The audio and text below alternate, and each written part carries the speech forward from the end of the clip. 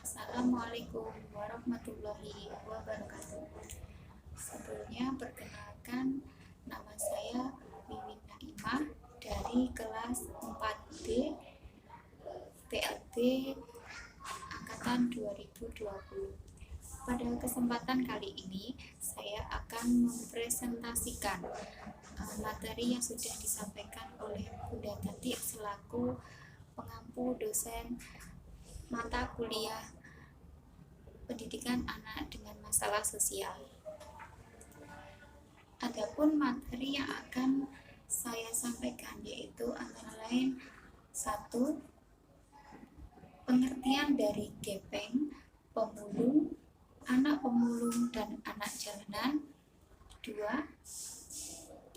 Korban bencana alam, kerusuhan dan suku terasing. 3. Penanggulangan terhadap anak penyandang masalah sosial. 4. Geng motor. 5. Pelayanan pendidikan bagi anak penyandang masalah sosial.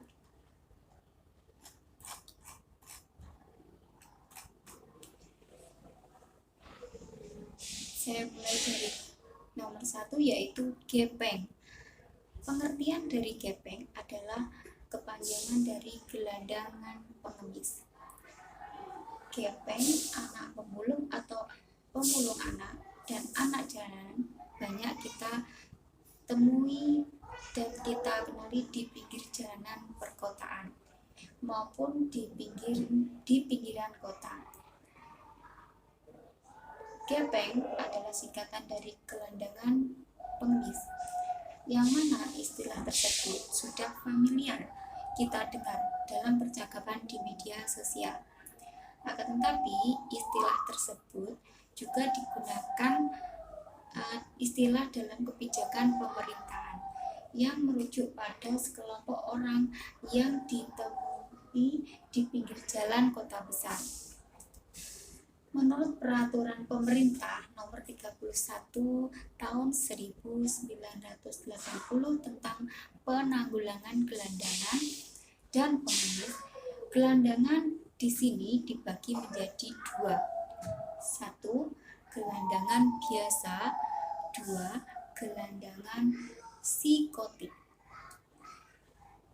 Gelandangan biasa adalah gelandangan atau seseorang yang tidak terganggu jiwanya, yaitu seseorang yang hidupnya menggelandang di pinggir-pinggir jalan kota dan tidak memiliki tempat tinggal maupun pekerjaan yang tetap.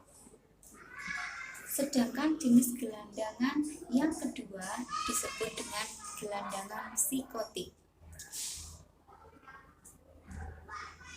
Gelandangan psikotik ini muncul adalah gelandangan yang memiliki gangguan jiwa.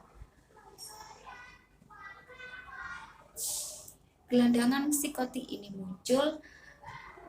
memunculkan suatu masalah yang baru seperti yang terjadi di kota-kota besar. Ada seorang wanita gelandangan psikotik yang hamil dikarenakan diperkosa oleh salah seorang yang berada di sekitar gelandangan tersebut. Dan ternyata permasalahan ini akan berlanjut jika gelandangan psikotik tersebut melahirkan seorang bayi yang dikandungnya. Sedangkan untuk pengemis adalah orang-orang yang mendapatkan penghasilan dengan cara meminta-minta, berupaya meminta harta orang lain dengan tujuan dan berbagai cara dan alasan untuk mendapatkan belas kasihan dari orang lain. Selanjutnya, pemulung dan anak pemulung. Pemulung dalam bahasa artinya bentuk kegiatan dan aktivitas dalam mengumpulkan bahan bekas dari berbagai lokasi pembuangan sampah yang masih dimanfaatkan untuk mengawali proses penyaluran ke tempat-tempat produksi atau daur ulang. Pemulung ini juga diartikan sebagai orang yang mengambil bahan-bahan yang dibuang oleh orang lain namun masih bisa digunakan lagi atau didaur ulang. Selanjutnya, anak jalanan. Anak jalanan adalah anak-anak yang tinggal di wilayah jalanan yang berusia sekitar di bawah usia 18 tahun dan bertempat tinggal pula di wilayah kosong yang tidak memadai serta tidak ada pengawasan dari orang tua. Biasanya anak jalanan ini merasakan bahwa rumah mereka bukanlah rumah yang nyaman untuk mengaktualisasikan diri, sehingga mereka memilih untuk tinggal di jalanan bersama teman-temannya. Kenyamanan tersebut disebabkan oleh beberapa faktor seperti pertengkaran orang tua, kondisi ekonomi yang tidak memadai, kurangnya perhatian dan kasih sayang orang tua, dan lain sebagainya. Adapun karakteristik dari anak jalanan atau gepeng gelandangan pengemis yaitu: 1. Tidak mempunyai tempat tinggal. Kebanyakan gepeng dan pengemis itu mereka tidak memiliki tempat hunian dan tempat tinggal mereka, dan mereka ini bisa mengembara di tempat umum. Kedua, hidup di bawah garis kemiskinan. Ini sudah jelas bahwa mereka itu tidak mempunyai penghasilan yang tetap sehingga mereka berada di bawah garis kemiskinan. 3. Hidup dengan penuh ketidakpastian. Para gepeng mereka hidup menggelandang dan mengemis di setiap harinya. Mereka ini sangat memprihatinkan karena jika mereka sakit, mereka tidak bisa mendapatkan jaminan sosial kesehatan seperti yang dimiliki oleh pegawai negeri, yaitu akses untuk berobat dan lain-lain. Karakteristik yang selanjutnya yaitu memakai baju compang-camping. Gepeng biasanya tidak pernah menggunakan baju yang rapi dan berdasi, melainkan baju yang kumal dan dekil. Materi selanjutnya yaitu tentang korban bencana alam, kerusuhan, dan suku terasing. Pengertian dari bencana alam adalah peristiwa atau rangkaian peristiwa luar biasa yang disebabkan oleh alam, seperti gempa bumi, tsunami, gunung meletus, banjir, kekeringan, angin topan, tanah longsor, dan lain sebagainya, sehingga mengakibatkan timbulnya korban jiwa, kerusakan lingkungan, kehilangan harta benda, dan dampak psikologis yang lainnya. Pada umumnya, bencana alam ini terjadi karena adanya perubahan pada alam, baik secara perlahan maupun ekstrim. Namun, beberapa peristiwa bencana alam ini terjadi karena ada beberapa faktor campur tangan manusia, seperti penebangan pohon yang mengakibatkan banjir dan tanah longsor. Faktor penyebab dari bencana alam, seperti yang telah disebutkan di atas, bahwa bencana alam ini penyebab terjadinya disebabkan oleh alam dan juga manusia. Bencana alam yang diakibatkan alam artinya peristiwa bencana alam yang umumnya terjadi karena alam itu sendiri. Pada saat alam mengalami perubahan yang ekstrim, maka terjadilah bencana alam. Misalnya gempa bumi, tsunami, letusan gunung berapi, dan lain-lain. Untuk faktor penyebab bencana alam yang kedua yaitu bencana alam yang diakibatkan dari perbuatan manusia. Selain karena perubahan alam, bencana alam itu juga disebabkan oleh ulah manusia itu sendiri. Banyak manusia yang melakukan perbuatan yang tidak bertanggung jawab, akhirnya mengakibatkan bencana alam.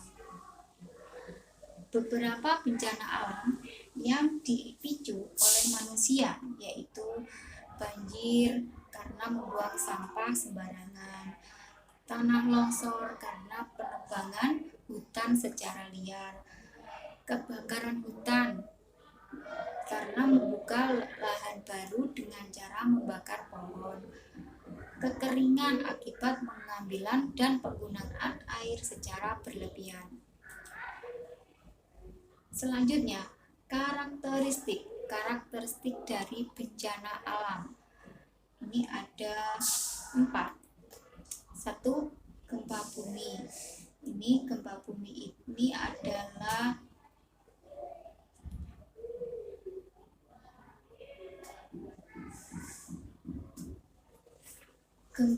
adalah getaran yang berasal dari perut bumi. Ya, ini mengakibatkan beberapa kerusakan. Adapun karakteristik dari gempa bumi yaitu berlangsungnya dalam waktu singkat, cenderung hitungan detik dari lokasi terjadinya wilayah tertentu, dan dapat dirasakan dari jauh, menyebabkan kondisi tanah sekitar bergetar dan dapat merobohkan bangunan, memiliki potensi seperti tsunami. Gempa bumi tidak dapat diprediksi tempat dan waktunya dan tidak dapat dicegah, namun dapat diakibatkan dan dapat dikurangi. Selanjutnya, tsunami. Tsunami merupakan bencana alam yang berupa gelombang tinggi yang terjadi di daerah dekat pantai atau pesisir. Kata tsunami ini berasal dari Jepang yang artinya laut besar yang terjadi di pelabuhan. Nah, adapun karakteristik dari tsunami antara lain gelombang tinggi di tengah laut yang mencapai 5 meter. Lalu setelah sampai di pantai, gelombang mencapai 30 meter. Panjangnya gelombang tsunami adalah 50 hingga 200 km. Nah, ini dengan panjang gelombang yang seperti ini dapat berdurasi tinggi sampai 10 hingga 60 menit. Cepat gelombang tsunami ini dipengaruhi kedalaman laut. Kecepatan gelombang akan berkurang dengan seiring berkurangnya kedalaman laut. Selanjutnya, tanah longsor.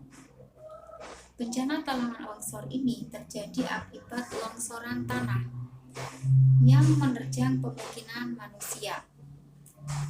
Tanah longsor ini bisa terjadi di daerah lereng dan tebing yang curam. Tanah longsor ini dapat mencapai kecepatan 80 meter per detik.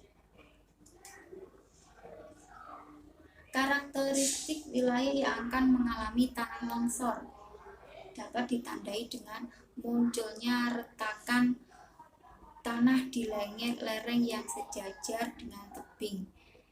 Retakan-retakan yang biasa ditimbulkan setelah hujan. Muncul mata air baru secara tiba-tiba. Nah, ini juga bisa menjadi karakteristik atau tanda-tanda bahwa wilayah tersebut akan mengalami tanah longsor. Selanjutnya, Gunung meletus. Gunung meletus ini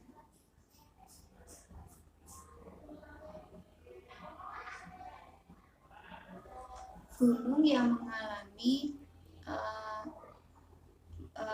muntahnya material yang berbahaya. Dari bencana gunung meletus ini bukan hanya lahar yang dimuntahkan, akan tetapi juga awan panas dan gas beracun.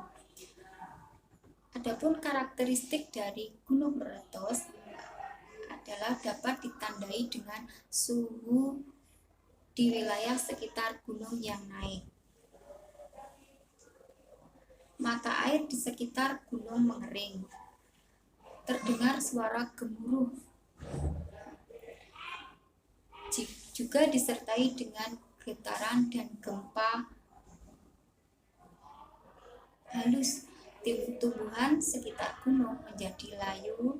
Binatang di sekitar gunung berimigrasi turun. Nah, biasanya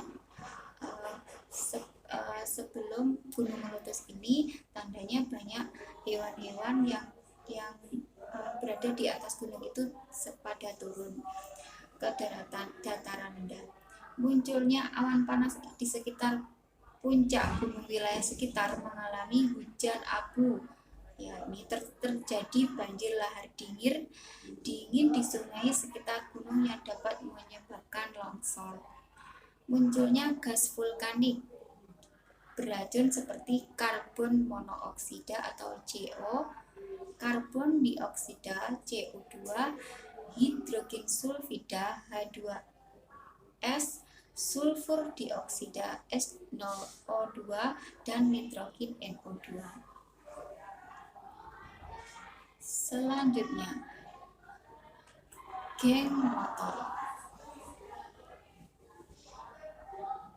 Pengertian dari geng motor adalah bagian dari kultur atau subkultur masyarakat yang terbentuk dari umumnya remaja, putra, dan pemuda dengan latar belakang sosial, daerah, ataupun sekolah yang sama, yang mengasosiasikan diri dengan bersepeda motor sebagai wujud ekspresi. Adapun faktor penyebab dari munculnya geng motor antara lain, menurut psikologi Reza Indragiri, ada 3 faktor utama yang memunculkan sebuah geng motor.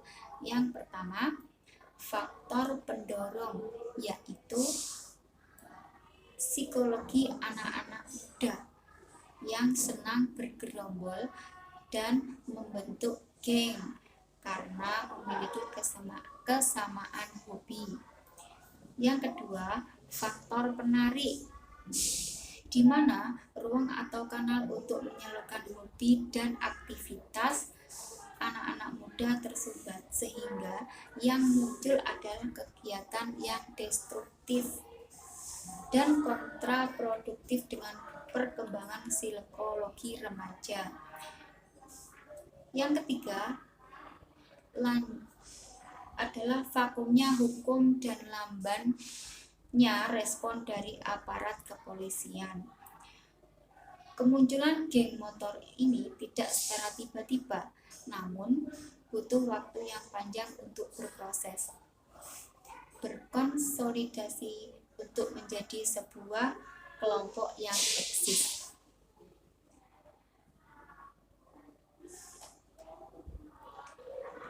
Selanjutnya, karakteristik dari geng motor. Ada 3 karakteristik geng motor, yaitu formal, artinya geng motor yang sudah bertransformasi, dan geng motor yang berandalan.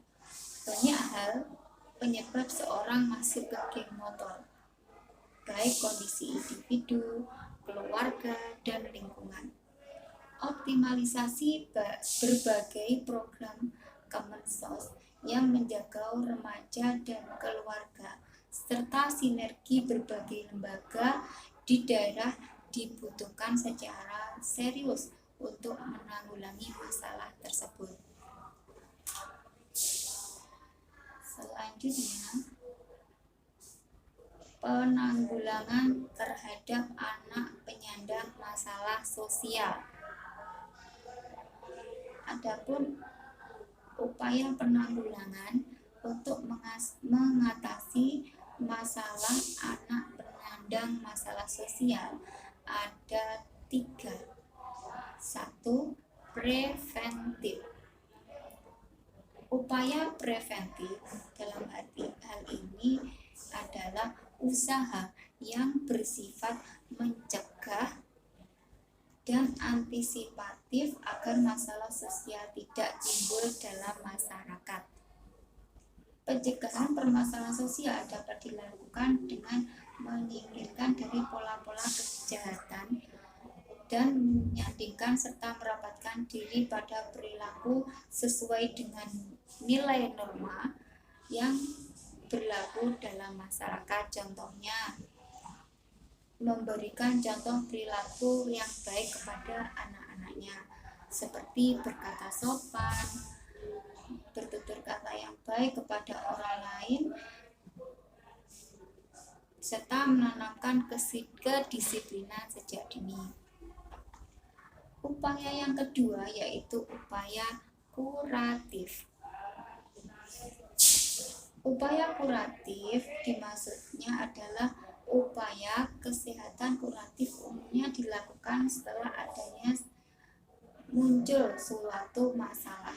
Upaya kesehatan kuratif ini juga cenderung hanya melihat dan menangani penderita penyakit lebih kepada sistem biologisnya saja. Dengan kata lain, penderita hanya dilihat secara parsial, padahal sebagai manusia seutuhnya, kesehatan seseorang tidak hanya sebatas pada sistem biologis, tetapi meliputi juga kesehatan psikologis dan sosial. Upaya yang selanjutnya yang ketiga yaitu prognosa. Prognosa dalam hal ini adalah ramalan tentang peristiwa yang akan terjadi setelah diadakan kegiatan mengurangi masalah sosial, adalah dengan berkurangnya gepeng, anak jalanan, pemulung, dan anak pemulung, sehingga stabilitas kota terjaga dengan baik. Dan diharapkan ke depan perekonomian negara membaik dengan berkurangnya masalah sosial yang membaik menjadi penyebab utama pemicu masalah perekonomian negara.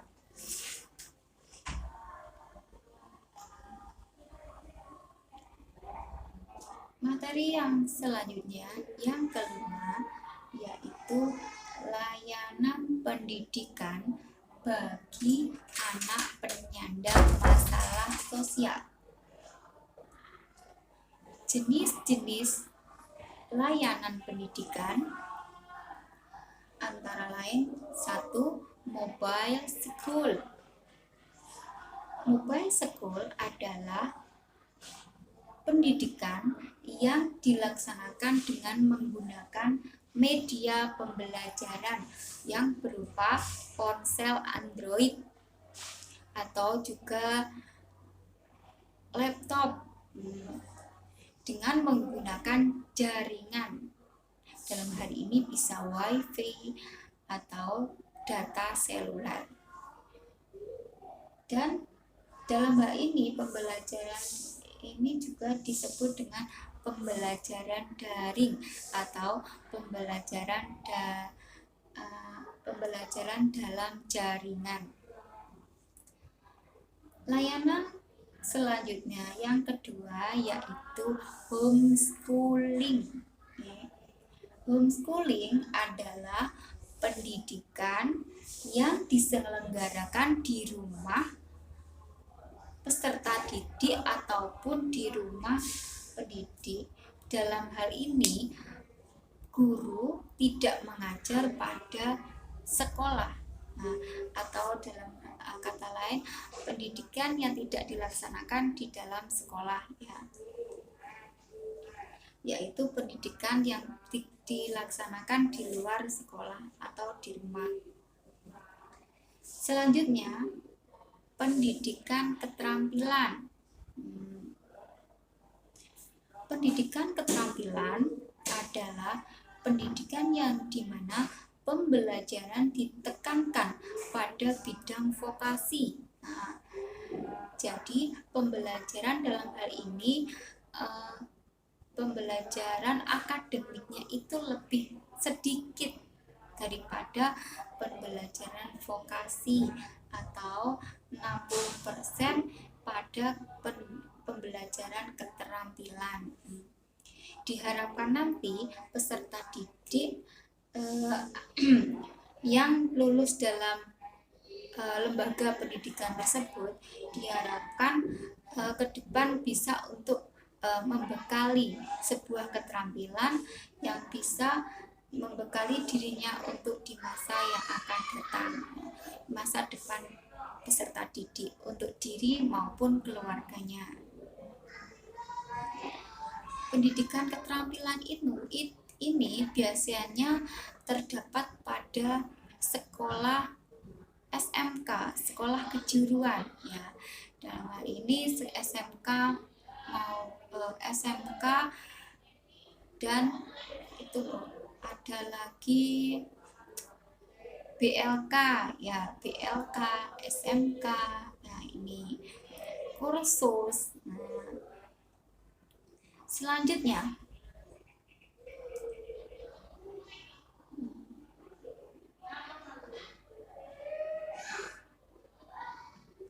kejar paket. Materi selanjutnya yaitu kejar paket A, B, C. Adalah salah satu pendidikan pada jalur pendidikan non formal yang meliputi belajar kelompok atau kejar.